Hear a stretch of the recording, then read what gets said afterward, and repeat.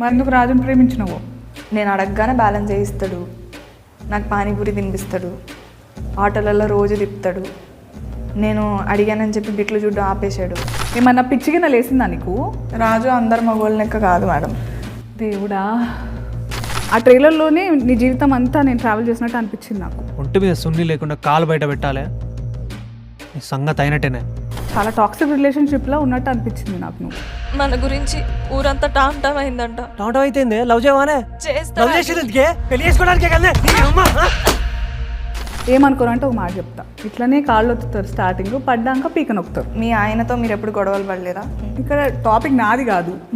దెబ్బలలో కూడా ప్రేమ కనిపించింది. ఇదంతా సినిమాలలో బాగుంటుంది కానీ నిజంగా బాగుండదు.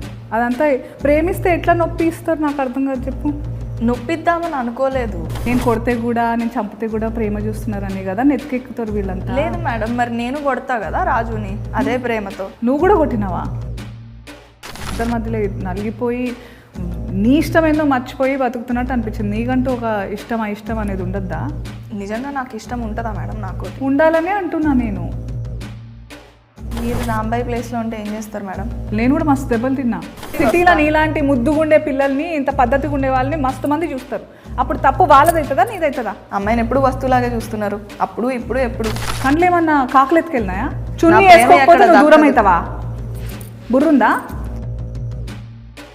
వాడు నా మంచి కోసం చెప్పిండు మేడం. నీ మంచి నీ బట్టలలో ఉందా? ఏమో మేడం, నాకు అవన్నీ తెలియదు. రాజుగాని ఏం చేసినా నాకు ప్రేమే కనిపిస్తుంది.